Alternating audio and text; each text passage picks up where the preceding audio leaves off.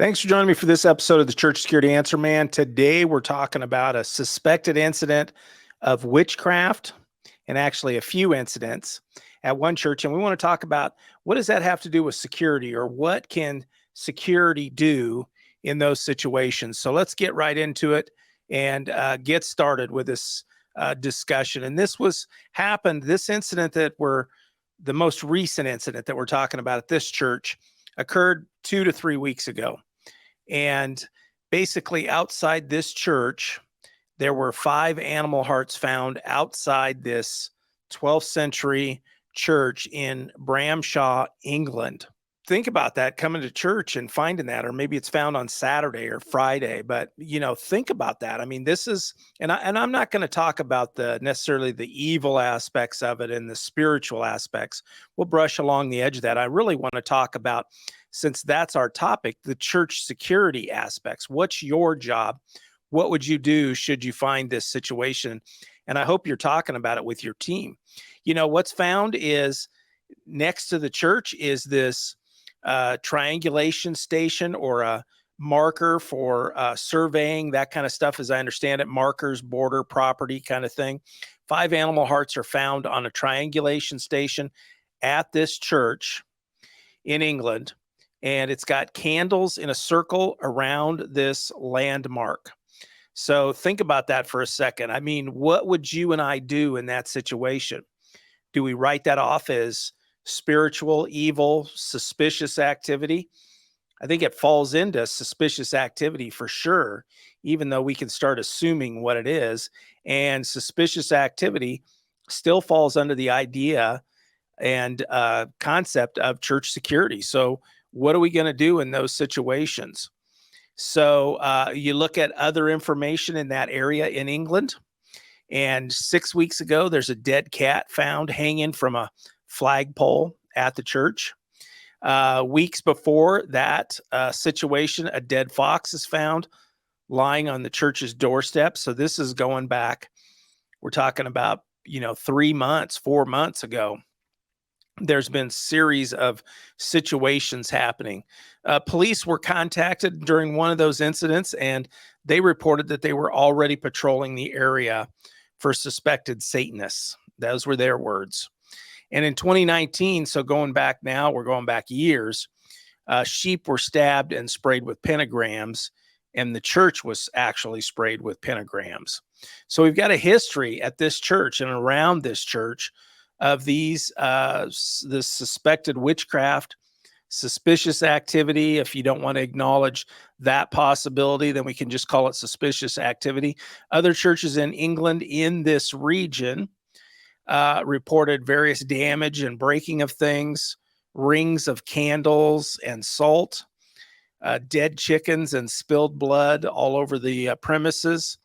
And they were also smashing graves in the area. So, some pretty good signs of some serious suspicious activity.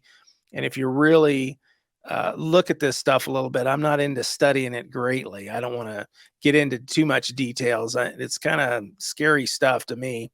But, we're looking at, looks like could be witchcraft, could be something evil, spiritual situation as I see it. So what can we do? Let's have a quick discussion. This is a quick podcast today, but this suspicious activity, witchcraft, what can security actually do? And I've got a few ideas for you.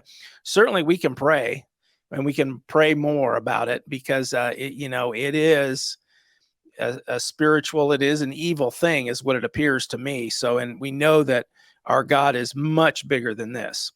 So prayer is great. But sticking to our security concepts, I see cameras as being very important. Cameras, and more cameras. I'm always throwing cameras out these days because I want to see us really looking at that concept, because it can be the thing that helps us 24 hours a day, 7 days a week. It can help us. It can help deter these kind of things. If people are noticing the cameras, leave the lights on. I know the Blink ones that I love, it's got a little blue light on it when it comes on, sees motion, detects motion, and comes on. It's got a little blue light. Well, you can also turn that blue light off. And I say, hey, just leave it on. Let people know that they're on camera. a little bit more deterrence than just the idea that there's cameras there. So I did shoot a video also, June 14th of 2022, the role of cameras and 8 reasons for cameras.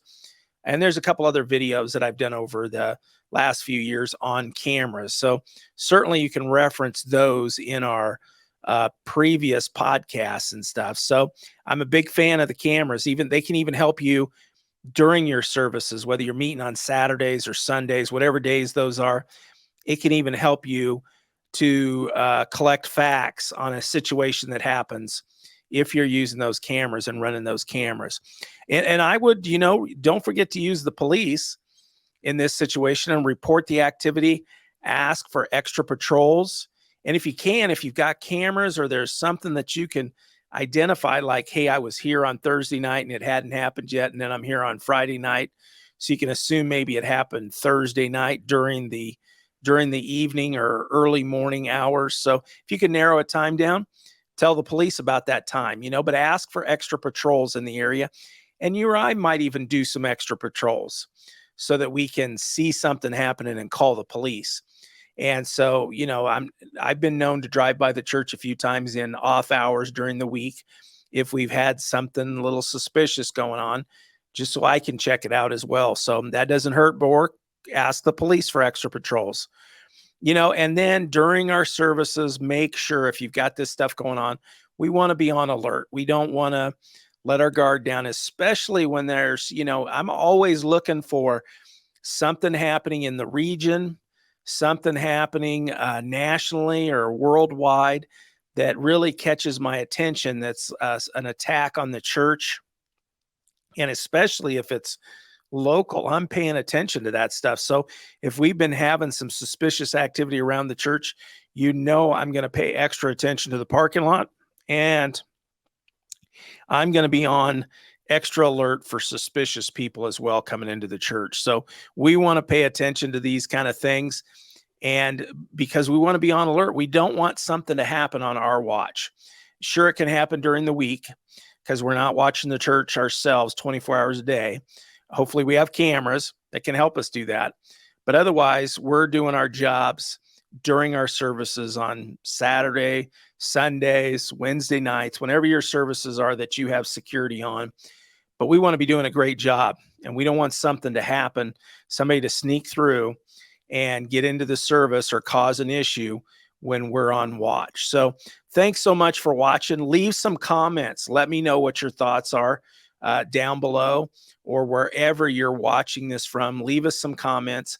And I hope that you'll like and subscribe to this channel. It helps us promote it just a little bit more, but it also keeps you and I in contact. Whenever I'm publishing something, you'll get a little notice of it.